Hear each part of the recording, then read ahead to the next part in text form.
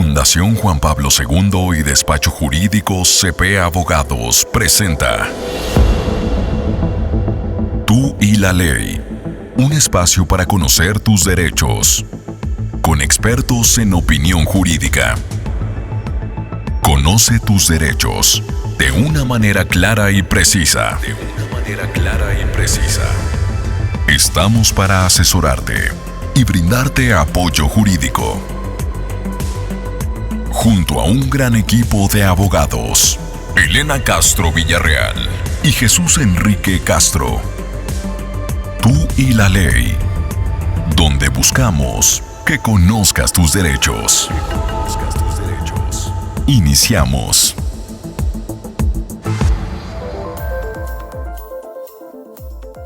Hola, ¿qué tal? Buenas noches.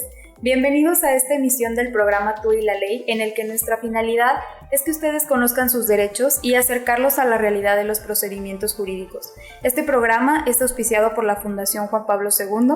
Mi nombre es Elena Castro, soy licenciada en Derecho y les doy la bienvenida a este programa.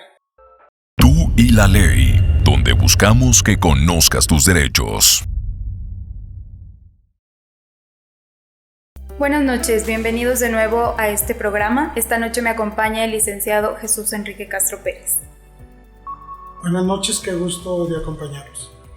Esta noche vamos a hablar de un tema muy importante que afecta a las familias de nuestro país, que es la guarda y custodia. Primero, vamos a empezar desde el principio. ¿Qué es la guarda y custodia? Abogado, por favor, denos una definición que la gente pueda entender fácilmente. Bien. Primero, tenemos que entender que la patria potestad es el derecho que tienen los padres de tener a sus hijos y son los responsables de dirigir la educación y, una cosa muy importante, tener la custodia de los hijos. Entonces, de ahí partimos a la siguiente palabra, que es guardar y custodiar a un menor. Guardar y custodiar a un menor significa tener físicamente al niño al lado, ya sea del padre o de la madre, o al lado de ambos cuando viven en armonía. Ok, entonces podemos distinguir la guarda y custodia de la patria potestad. Fácilmente, la guarda y custodia es quien tiene a los menores. Es correcto. Ok, ¿quiénes van a tener el derecho a esa guarda y custodia? Bien, en un matrimonio, marido y mujer tienen el derecho de ejercer la patria potestad en común y ejercer la custodia y la guarda de los menores, obviamente al mismo tiempo, bajo un mismo techo. Entonces, a los padres. ¿Y qué va a pasar, por ejemplo, en el caso de un divorcio que comentábamos el episodio pasado? ¿Qué pasa cuando esas personas se separan y pues uno se va a quedar con los niños y otro no? Ahí, ¿qué pasa? Bien, cuando llega el divorcio existe ese rompimiento, entonces hay una separación de los cónyuges, por lo tanto se va a tener que determinar quién se queda en el domicilio conyugal y quién va a ejercer la guarda y custodia de los menores. Uno de los cónyuges tendrá que realizarlo y en ese caso el cónyuge que no goce de la custodia va a tener el derecho de un derecho de convivencia. Muy bien, las convivencias. Entonces, bueno, nada más para una pequeña aclaración. Si no están casados, si simplemente pues tuvieron una relación y de esa relación surgió uno o varios niños, ¿hay algún problema ahí o de todos modos se pueden pelear, vaya, la guarda y custodia de los menores? Bien, esto es muy frecuente que existan abusos. ¿Por qué? Porque cuando no hay un matrimonio, no está determinada ni la patria potestad ni la custodia. Entonces, en ese caso, hagan de cuenta, yo les pongo como ejemplo a los clientes, que es como en el fútbol americano. Esos bebés son como ese balón del fútbol americano. Entonces, cuando el balón cae en el fútbol americano, el balón se llama bola suelta y todos los jugadores se van sobre el balón a ver quién lo agarra. Igual es así, ese es el ejemplo claro. Cuando esos dos personas que no están casados y tienen un bebé, el que lo agarra primero sale corriendo y el otro se queda sin el derecho incluso de denunciar secuestro o privación ilegal de la libertad. ¿Por qué? Porque no tiene un documento que lo avale de que él ejerce la custodia. Ok, bueno, por ejemplo, yo no sé muy bien las reglas del fútbol americano, entonces, ¿nos podría poner así exactamente un ejemplo con personas de cómo sería esta situación? O sea, ¿qué problema traería? Vamos a pensar. Son dos progenitores que no están casados y que llevan al niño a la escuela. Se disgustan y el más listo, el que nunca lo llevaba, pasa por él, sorprende a los maestros y se lleva al niño. Entonces, vamos a pensar que quien lo llevaba normalmente era la mamá. Entonces esa mamá, como no está casada, no tiene la custodia legal de los niños, no tiene un documento donde el juez haya otorgado que la señora X va a tener y a ejercer la custodia del menor X. Entonces, cuando ella pretenda reclamarle a los maestros, esto es muy importante incluso también para las escuelas, no podrá reclamarle a los maestros, oye, ¿por qué se lo entregaste? Si él no venía, si nada más yo venía. Pues él dijo que era el papá y traía el acta de nacimiento y se identificó. Y yo se lo entregué. Además, yo no tenía ninguna orden de no entregarlo. Y ahí ya la maestra se justifica.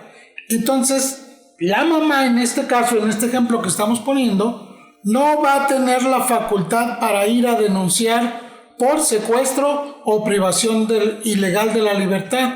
Y su abogado de esa señora tendrá que iniciar un procedimiento para que el juez determine, en primer lugar, quién es el más apto para ejercer la custodia. Y una vez que demuestre que ella es mejor, entonces el juez ya ordenará la búsqueda del menor o permitirle por lo pronto un régimen de convivencia. Entonces es algo realmente complicado. Claro. Tomen sus precauciones esas personas que no están casadas y que ya vislumbran un problema. Esto también podría darse, por ejemplo, en las personas que se divorciaron, pero que aún no ha quedado bien establecido su régimen de guarda y custodia y de convivencias. ¿También puede ocurrir? Claro. Recuerden que cuando se rompe la armonía en el matrimonio, entonces viene en la sentencia quién va a ejercer la custodia de los menores, y la otra persona, o sea, quien no ejerza la custodia, el otro cónyuge, tendrá el derecho de convivencia. Este derecho de convivencia tiene que estar bien determinado, se tienen que establecer palabras textuales, por ejemplo, la extracción de los menores. Ese es un punto muy, muy importante.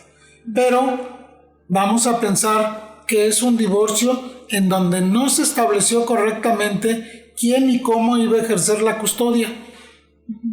Pues entonces va a traer un problema de ventaja de una de las partes, porque va a decir, hoy no te toca y hoy no te los presto. Y no va a poder hacer nada porque no estaba plasmado en el convenio. Claro. Y aún plasmado en el convenio, para que el juez determine medidas y el cónyuge que niega la convivencia la permita, va a pasar algo de tiempo, 2 o 3 meses. Ahorita mencionaba el procedimiento, que se tendrían que ir a un procedimiento en el cual se va a pelear la guarda y custodia de los menores. ¿Nos puede platicar un poquito algunas cuestiones de este procedimiento? Bien, normalmente se tiene que iniciar un pequeño incidente.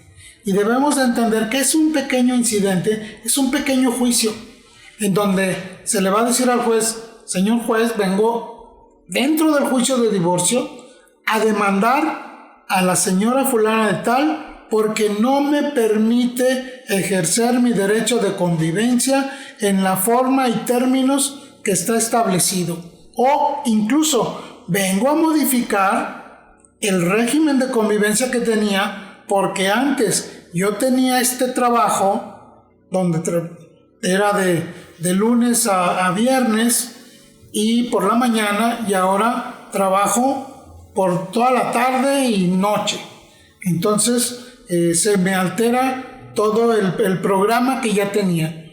Vengo a que lo modifique, señor juez. Y el juez tiene que darle vista a la otra parte. Darle vista a la otra parte es decir, en pocas palabras, el señor te está pidiendo eso, ¿tú qué tienes que decir? Una vez que el juez escucha las dos partes, porque se tiene que garantizar el derecho de audiencia, entonces, una vez que el juez escucha las dos partes, podrá hacer una determinación que desde luego va a haber una audiencia donde se va a comentar estas situaciones. Y, por ejemplo, en estos casos, ¿se va a escuchar al menor? Es muy importante que nosotros como padres, ustedes como padres, y nosotros como abogados, somos responsables, yo les digo, de no tocar a los niños, de no permitir llegar a ese punto, a ese extremo. A veces es necesario. Yo sugiero que seamos muy inteligentes las partes, los abogados y los justiciables, los padres, de que no obliguen a los hijos, solo cuando sea necesario. Si se escucha a los hijos, normalmente está presente el Ministerio Público, está presente el tutor legal, está presente una psicóloga y está presente el juez. Entonces es una situación que a los niños se les queda un poquito marcada y que no debe haber ningún aleccionamiento. Sí, yo recuerdo un poquito, yo estuve un tiempo dando mi servicio en Poder Judicial antes de pandemia y pues a la hora que a mí me tocaba llegar justo eran las audiencias de los menores. Entonces pues en lo que iniciaba la audiencia y en lo que les tocaba pasar a la sala de la audiencia, los dejaban ahí adentro del juzgado y de pronto yo llegaba y estaban ahí en mi silla coloreando, pues... Obviamente el personal del juzgado trata de que el niño pues esté a gusto, que esté un poquito tranquilo, porque están en un ambiente desconocido, están sin sus papás, están ellos ahí solitos en un ambiente pues de trabajo y aparte pues trabajar en un juzgado, aparte de que hay mucho trabajo, pues es un ambiente difícil y más los juzgados laborales. Entonces, de ahí yo creo que la importancia, ¿no? De que los papás lleguen a un convenio previo o de la mejor manera sin tener que llegar a esta clase de juicios donde los que se ven más expuestos y más afectados, pues son siempre los niños, ¿no? Sí, porque imagínense qué recuerdos van a tener esos niños cuando pasen por fuera de esos edificios. Claro. O sea, debemos de preverlo. Exacto. Aparte digo, hay de juzgados a juzgados. En el que yo estuve, pues los trataban muy bien, les daban ahí colores o pues lo que encontrara el mismo personal para entretenerlos, pero no todos los juzgados y no todos los estados son iguales ni tienen las mismas posibilidades de instalaciones. Y claro, las infraestructuras. Claro. Bueno, entonces... sigamos ahora con lo que va a determinar la guarda y custodia, que sería en todo caso, por ejemplo, un convenio o una sentencia, pero vamos a enfocarnos en un convenio. ¿Qué cosas van a quedar ahí estipuladas? ¿Qué cosas como abogados recomendamos que queden ahí bien claritas para evitar cualquier clase de problema? Bien. Debemos de entender, el 95% las madres ejercen la custodia de los hijos. El 5% únicamente son los hombres los que ejercen la custodia, que es tener físicamente a los niños en su poder. Tenemos que establecer qué días de la semana van a ejercer ese derecho de convivencia. El horario. La palabra extracción, que significa presentarte al domicilio, extraer al niño y salir a convivir. y dejar bien en claro el domicilio o los lugares a los que irían con los menores, ¿cierto? Hay ocasiones que sí podemos establecerlo y otra vez pues la convivencia realmente es libre. Hay quienes dicen, es que yo no quiero que conviva con X persona. Bueno, si se justifica y se determina que puede existir un riesgo, claro que el juez va a determinar que no pueda convivir con X persona. Segundo, tienen que establecer las vacaciones. Tienen que establecer qué pasará en Navidad, en Año Nuevo, el día del cumpleaños del papá, el día del cumpleaños de los niños. Esto normalmente se les pasa. ¿Qué pasa en las vacaciones? Aquí en Aguascalientes tenemos 3 periodos de vacaciones, que es la Feria de San Marcos, las vacaciones que llamamos largas, agosto, julio, agosto, y las vacaciones de diciembre. ¿Cómo van a convivir? Y obviamente hay personas que dicen, es que en la etapa de las vacaciones yo no quiero dar pensión alimenticia. Bueno, son unos excesos, son situaciones que no podemos estar complaciendo todo ese tipo de peticiones. Entonces, eso es muy importante, que quede bien establecido y que de una vez se establezcan sanciones para los que no cumplen. Tiene que haber una sanción, tiene que haber un apercibimiento. Se le apercibe a fulano de tal que si no permite la convivencia será acreedor a una sanción. ¿Qué sanciones hay? Pues puede ser primero una multa. Entonces, cuando dicen hay una multa, yo la pago. Bueno, después va a haber un apercibimiento de una multa mayor y puede haber un apercibimiento de arresto desde 24 horas hasta 72 horas privados de su libertad por desobediencia y desacato al mandato judicial. Cuando ya está establecido el convenio y lo que decía, una de las partes lo incumple, ¿qué tiene que hacer esa parte? Vamos a decir, por ejemplo, le tocaba a esta persona su convivencia con sus hijos el viernes, empezaba el viernes en la tarde, termina el domingo, pero la señora decidió, o la otra parte que los tenía, decidió que se los va a llevar de viaje y pues nomás le mandó un mensaje, o sea, sí le avisó para que ni diga. Entonces, realmente va a tener ahí no, yo le mandé un mensaje y le dije que me los iba a llevar. ¿Es realmente una justificación? No, eso no es justificable en realidad y tenemos que llamar las cosas por su nombre. Esas son las ganas de dañar al otro y bueno, ahí lo que procede, vuelvo a repetir, es un pequeño incidente, un pequeño juicio donde en pocas palabras vas a levantar la mano y vas a decir, señor juez, está incumpliendo con el convenio, sanciónala de alguna manera, apercíbela. Incluso se puede llegar a perder la custodia cuando esas faltas son reiterativas. Obviamente tienes que ser muy persistente hasta que el juez se dé cuenta que hay mala fe y que está dañando tanto al niño como al papá, porque debemos de partir de una cosa muy importante. El derecho de convivencia es un derecho constitucional del papá, pero principalmente es un derecho humano del menor. Claro. Es algo que mucha gente se olvida, ¿no? Al momento de tener estos problemas, por querer afectar a la expareja, la verdad es que terminan afectando a los niños, de mantenerlos en una situación tan incómoda para todas las partes.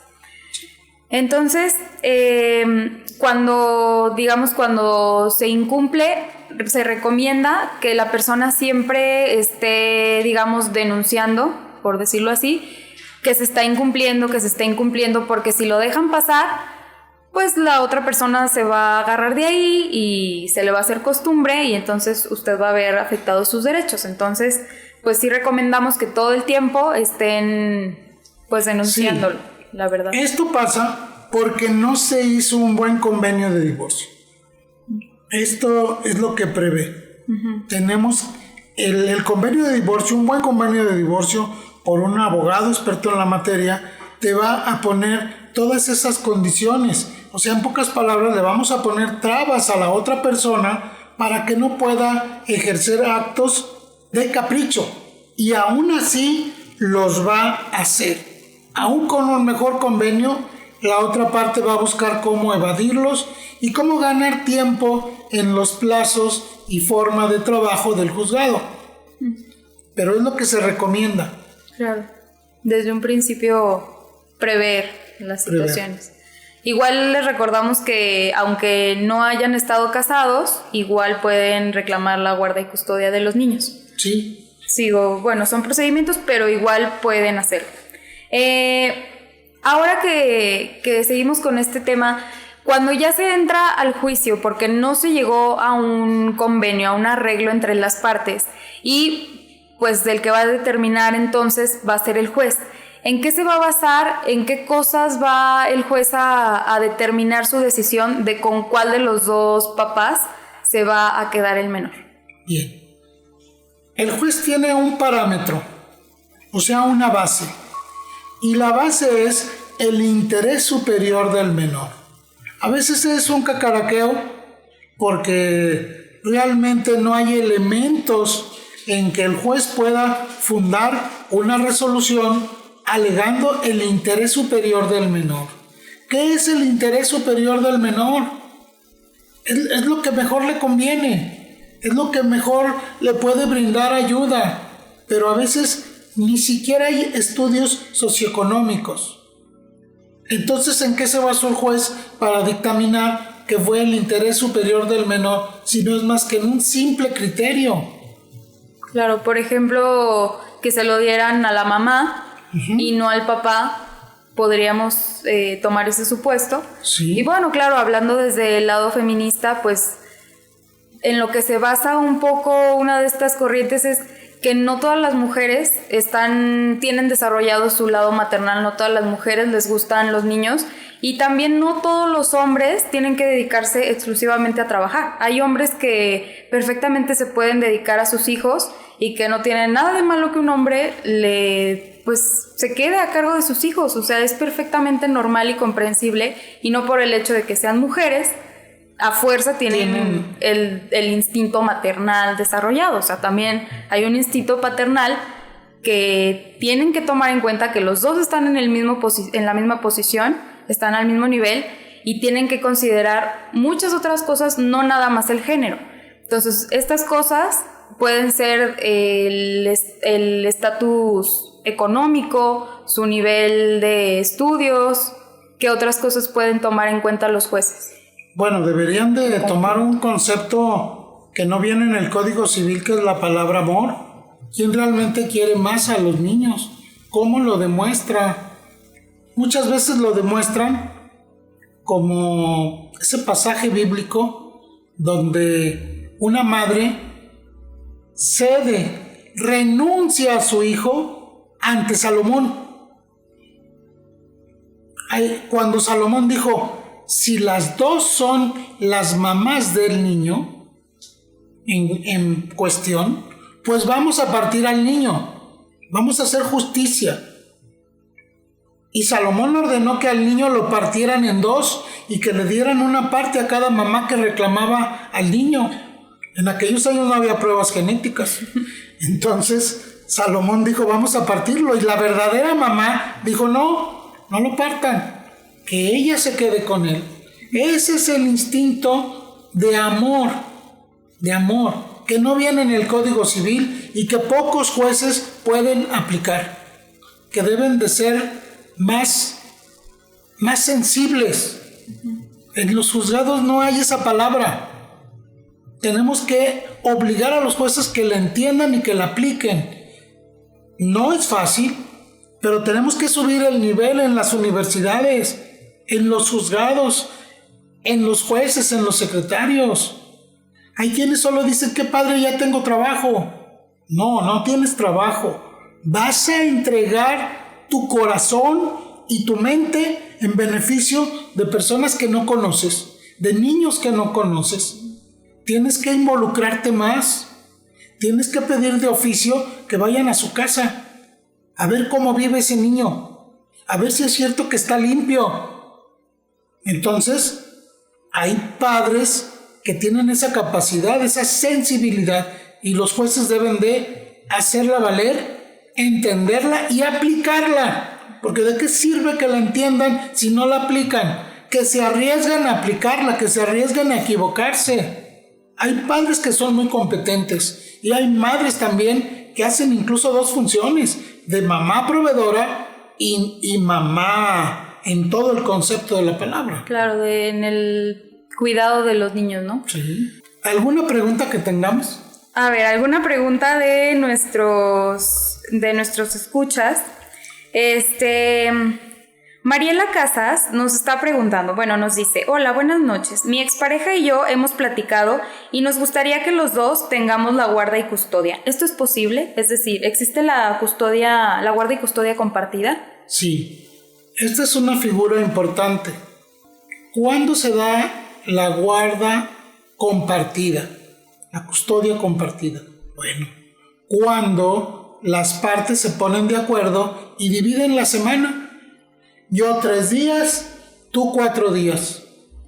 E incluso llegan a hacer algo muy, muy extraño porque llegan a compartir los gastos de esas fechas. Pero bueno, cuando hay armonía todo se puede. Claro. Cuando hay ganas de molestar, también todo nos hacemos la vida imposible. Porque claro, en la guerra y en el amor, acuérdense que todo se vale. Claro. Otra de las preguntas que nos hacen es: hola, ¿qué tan seguido tienen que ser las convivencias? O sea, vamos a hablar entonces ahorita un poquito como de los calendarios, ¿no? Sí. La convivencia, yo les voy a hacer una pregunta a ustedes. Si los niños fueran un avión, ¿qué ala necesitan para volar?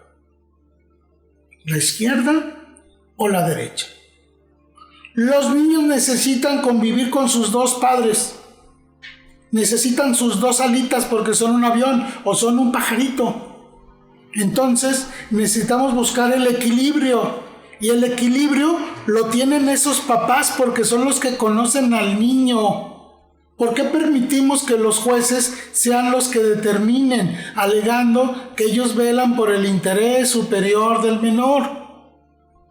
Nadie puede saber más que los padres, porque los padres no le van a dar de comer a sus niños basura.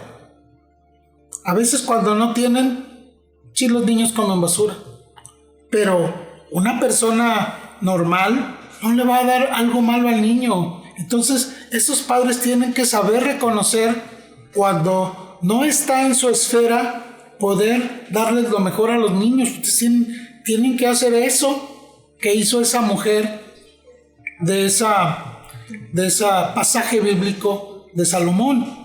Tienen que ceder por bien del menor. Claro.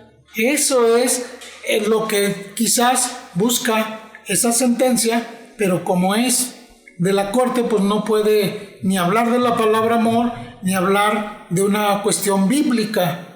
Pero todo se refleja aquí, en la vida cotidiana. Tenemos que tener amor, y ese amor se tiene que dar a los niños. Y tienen que tener amor, por eso tienen que limpiarse de esos rencores entre cónyuges para que puedan superar esos vicios en su mente de dañar y poder entregarles a esos niños lo que realmente necesitan. No permitan que los jueces determinen. Ustedes, padres, resuelvan sobre la custodia, convivencia, mecanismos. Ustedes mismos vean por el bien de sus hijos. Nadie mejor que ustedes lo puede determinar. Bueno, pero entonces, ¿qué tan seguido? O sea, ¿hay alguna regla establecida de tiene que ser a fuerza cada semana se tienen que ver 3 días? O puede ser, no, pues el señor puede nada más un día. El señor tiene la semana libre, los tiene que ver diario. ¿O en qué se basan para determinar los días? Recuerden que esa situación es en base a la capacidad o roles que tenga el papá y mamá. Porque cuando el niño es menor, pues está sometido a la posibilidad, al horario de trabajo del papá, el horario del trabajo de la mamá. Recuerden que en Aguascalientes tenemos empresas que tienen turnos de esclavos, porque trabajan una vez en la mañana, otra vez a mediodía, otra vez en la noche, otra vez en la madrugada. Entonces los padres terminan de una manera que duermen de día y trabajan de noche. Si nosotros nos afecta el horario de verano, imagínense cómo le afecta a esas personas, y obviamente va a afectar en la convivencia, porque tenemos que establecer roles diferentes que al juzgado no le podemos estar informando. Fíjate que ahora, la otra semana ya me cambiaron de turno y se necesita esa comprensión de las parejas, porque son muchas las personas que están en este tipo de fuentes de trabajo. Entonces los horarios de las convivencias van a estar determinados a las posibilidades tanto del padre o madre que vaya a ejercer la convivencia, también como las actividades de los niños, ¿cierto? Pues sí, porque dependemos mucho. Vamos a pensar una familia. La señora se divorciaron, apenas encontró trabajo y le dicen, ¿sabes qué? Tienes que llevar a tu niño a Casa Libertad de 4 a 6 de la tarde, lunes y viernes. Pues ¿qué patrón le va a decir a la empleada? Sí, vete, no hay problema. No, y apenas había encontrado el trabajo. Y la otra parte pues también tiene la necesidad de ver a su hijo. Se necesita un poquito de tolerancia. ¿Cuál es la necesidad de los niños? Pues es muy grande, de ver a sus padres, sobre todo cuando llegó ese proceso de rompimiento de la familia. Entonces es muy importante que sean conscientes. Y otro punto muy importante, que cuando convivan realmente entreguen tiempo de calidad a esos niños. Sí. Que no estén viendo el celular. Claro, no los vayan a dejar ahí al niño viendo la tele y ustedes por allá jugando fútbol con los amigos o en el café con las amigas, pues no. O sea, sí pasen tiempo realmente con sus niños. Bueno, vamos a volver un poquito a lo que va a tomar en cuenta el juez para determinar con quién se va a quedar el niño. Ya quedó claro que pues no toman en cuenta, no tienen el parámetro para determinar quién ama más al niño. De pronto puede surgir ahí de las mismas, como de los dictámenes de los psicólogos que se rinde por parte del DIF, o aceptan externos. Sí, por también supuesto. Externos. El problema es que, bueno, como he visto yo algunas resoluciones, creo que a veces ni los leen. O sea, creo que a veces ni siquiera les ponen atención realmente a esos dictámenes. Y bueno, pero ¿qué otras cosas toman en cuenta además de cómo tengan su casa, quién tiene, o sea, por ejemplo, quién tiene un mejor trabajo? Claro. ¿Realmente eso lo van a tomar muy en cuenta? No precisamente. Yo creo que primero debemos de encontrar que hay patrones, y uno de los patrones es que la custodia le corresponde a la mamá, porque es la que por naturaleza está formada y tiene las cualidades esenciales, bla, bla, bla, para ejercer la custodia, porque es madre. Y luego viene la edad del menor, es otro parámetro. Por ejemplo, de 1 día a 3 años, se supone que la persona más capacitada es la madre, porque tiene el derecho de amamantar. Entonces yo ahí veo un rompimiento del artículo 4 constitucional, porque se supone que somos iguales el hombre y la mujer, ¿verdad? Claro. Entonces, bueno, ese es un parámetro. Obviamente el otro es quién tiene la mejor posición económica. También, por ejemplo, pueden tomar en cuenta quién tiene más tiempo por cuestiones de su trabajo, quién tiene más tiempo libre, por ejemplo, ahora que está muy de moda después de la pandemia el home office. Sí, también eso es importante. Pero volvemos a lo mismo. ¿Qué necesidad hay que un juez determine? Si los jueces no conocen, los tutores no conocen a sus pupilos. Los tutores que se nombran en todos los procedimientos no conocen a sus pupilos. Tú puedes engañar a un tutor diciéndole que su pupilo es invidente. No te podrá decir si es cierto o no es cierto, porque no lo conoce. Solamente lo nombró la ley y el DIF dijo, va a ser fulano de tal el tutor de este niño. Pero ¿cuándo hemos visto que un tutor se preocupe por su pupilo? No va y lo conoce. no sabe quién es, apenas sabrá su nombre. Y como ahora ya no ponemos el nombre, sino las siglas, o sea, JLRM, no sabe si es José o Josefina, no sabe si es niño o niña. Entonces, debemos de preocuparnos más. Creo que en Aguascalientes se hacen bien las cosas, pero se necesita un poquito más de sensibilidad, más capacitación en esas áreas. Sí. Esto de los tutores, creo que hay que explicárselo un poquito a las personas. Entonces, en todos los procedimientos se va a terminar nombrando a un tutor y, en todo caso, creo que mucha gente pues se podría asustar un poquito si le dicen, es que va a tener un tutor. Pero sí. ¿Cómo? ¿Se lo va a llevar? ¿Me lo va a quitar? ¿Qué va a pasar? Claro. Sí, muy bien. El tutor es una persona que va a representar al menor. Entonces, cuando decimos un tutor es una persona extraña que va a representar al niño y que va a velar por sus intereses, entonces ellos piensan que ese tutor va a llegar por el niño y se lo va a llevar. Pues no, el Estado no tiene a dónde llevar a esos niños. Simplemente es un tutor de papel que en el procedimiento van a decir, oye, fíjate que el abogado del niño pidió esto. O sea, el abogado del papá del niño pidió que se queda con él. ¿Tú qué opinas? No, pues yo opino que está mejor con la mamá. Ahí la cuestión es interrogar al tutor y decirle, muy bien, tú ya dijiste que está mejor con la mamá y no conmigo. Ahora dime por qué, dile aquí al juez, ¿por qué tú crees que está mejor con la mamá? Y entonces él tendrá que tener elementos para decir, mira, es que la mamá tiene estos estudios, tiene tanto tiempo de la semana para dedicárselo al niño, tú no tienes trabajo, tú no tienes estudio, tú esto. No o sea, tienes hacer casa. Un comparativo. Uh-huh. Y aún no teniendo casa, o sea, pudiendo estar, pues incluso de arrimado, porque es una figura que así se llama. Uh-huh. Pueden estar de arrimado con sus padres, pero pueden tener toda la capacidad para ejercer la custodia del menor, o sea, la guarda, tener la guarda del menor y ser un buen padre. Ahorita mencionábamos, ahorita que estamos entrando de, como por ejemplo, si vive con los papás o tal,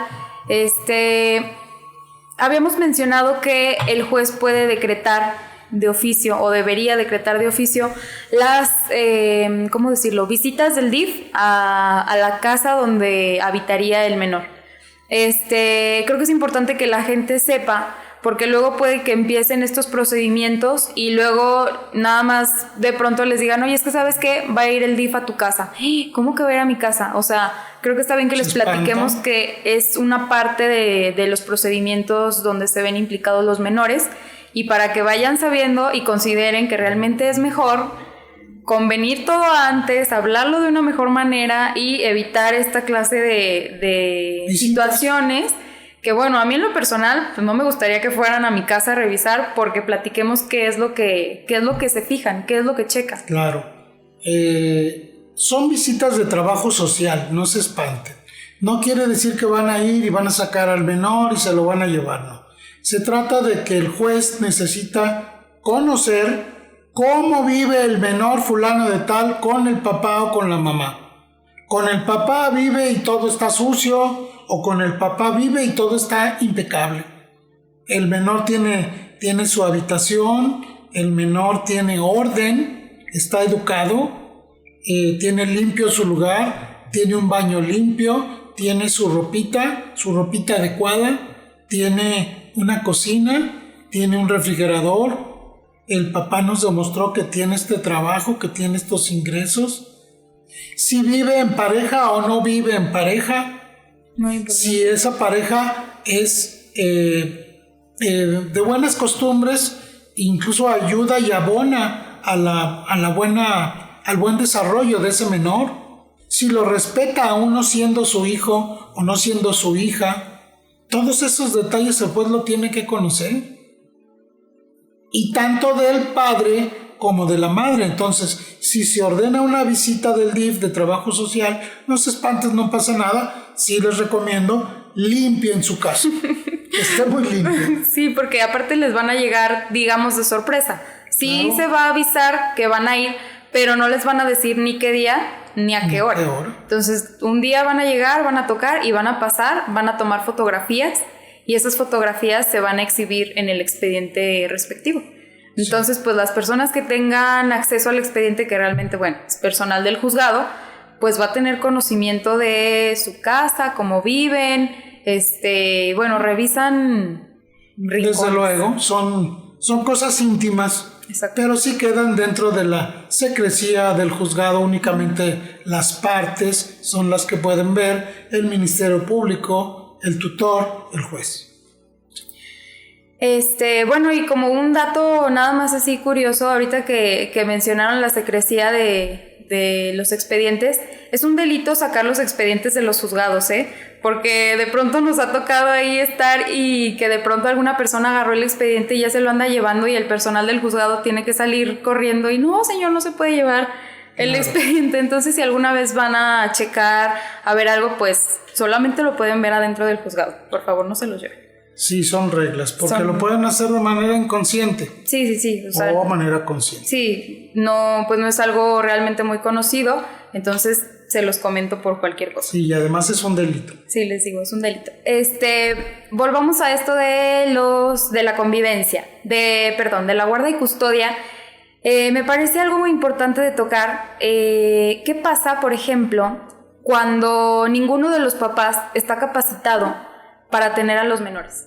O sea, ¿qué pasa si ni el papá ni la mamá, no vamos a meternos en detalles, pero ni el papá ni la mamá pueden tener a los menores? ¿Qué va a pasar? Bien. Hay ocasiones en que los progenitores tienen algún vicio. Esto es común. Alguna deficiencia mental, y entonces ahí va a ejercer la custodia en el orden que el juez determine, ya sea el papá del padre, o sea, el abuelo paterno, o el papá de la señora. El orden es primero el papá de la señora y después el papá o la mamá del esposo o del progenitor. Ese va a ser el orden. Los dos se declaran incapacitados y entran los abuelos. Pero todavía sigue siendo primero el papá de la mamá. Sí, ahí también vemos, claro, esas reglas se rompen. Esas reglas del artículo 4 constitucional, la igualdad entre el hombre y la mujer. Exacto. Pero bueno, sí es importante que sepan que pues alguien más puede entrar y solicitar esa guarda y custodia de los menores, que no es nada más entre el papá y la mamá, sino que puede entrar otras personas, porque incluso si llegan a faltar los abuelos, ¿quiénes entrarían? Si llegan a faltar los abuelos, los hermanos del padre o los hermanos o hermanas de la madre. Entonces, en ese orden. Entonces, para que vean que pues hay muchas opciones, porque bueno, casos hay muchísimos y de diferentes. La ley tiene previsto todo esto. Hay una respuesta. Sí. Porque recuerden que venimos desde el derecho romano, entonces hay muchas situaciones que ya están previamente establecidas en la ley para que los menores no queden abandonados. Están protegidos por la ley. Entonces, bueno, vamos a empezar a sacar un poquito las conclusiones. ¿Qué? Yo creo que al igual que en el capítulo pasado mencionábamos la importancia realmente de que las personas tengan unos arreglos previos a que se vean en todas estas situaciones. Pero bueno, en el caso de que tengan forzosamente que caer en este tipo de juicios, de cuestiones legales, pues sepan que se tienen que asesorar con personas totalmente capacitadas en la materia. Sí, es muy importante que establezcan en el convenio alimentos, guarda y custodia, mecanismos de convivencia y sobre todo apercibimientos en esa situación. Y los padres que viven en unión libre determinen legalmente quién va a ejercer la custodia y quién tiene el derecho de convivencia. Elemental, por un juez, por favor. Claro, la prevención ante todo. Igual recordarles que hay casos en los que ninguno de los padres están capacitados y hay opciones. Tendrían ustedes que consultar con su abogado cuál sería la que en su caso respectivo entraría, pero bueno, que sepan que no están perdidos. De pronto pues ustedes conocen a algunos niños que están por ahí sin los papás, pues acérquense con un abogado de su confianza para que les pueda explicar las opciones que hay, ¿cierto? Claro. Bueno, ¿algo más que desea agregar? Sí, cómo no. Hay ocasiones en que los abuelos han ejercido la custodia de facto, o sea, han tenido a los niños.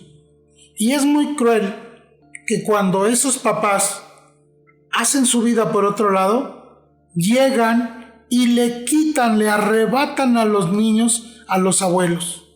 Eso es muy cruel, tanto para el menor como para el abuelo. Esos abuelos pidan que les den la custodia provisional ante un juzgado. Y esos padres que abandonan a sus hijos y entregan a sus hijos como si fueran sus hermanitos a sus padres, no sean crueles. No hagan eso, porque dañan tanto a esos papás, a esos abuelos, como a esos menores. Claro. Es muy cruel. Sí, claro. Bueno, pues recuerden lo importante que es la prevención, de tener convenios realmente hechos correctamente, que tengan siempre en consideración a los niños, que consideren siempre su bienestar, y pues algo más, sería todo, ¿verdad? Sería todo, agradecer su presencia y los esperamos en el próximo capítulo. Muchas gracias por acompañarnos esta noche. Este fue el programa Tú y la Ley.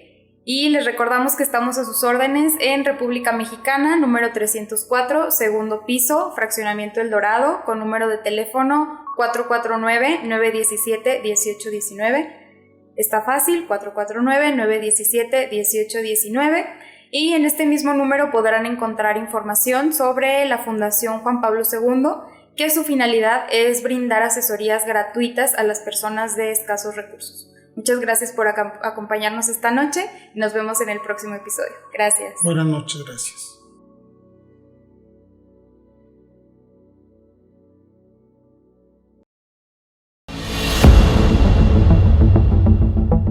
Conoce tus derechos con los expertos. Con una visión clara y concisa de los procesos jurídicos. Por parte de nuestros abogados, Elena Castro Villarreal y Jesús Enrique Castro. Tú y la Ley, donde buscamos que conozcas tus derechos. Hasta la próxima emisión.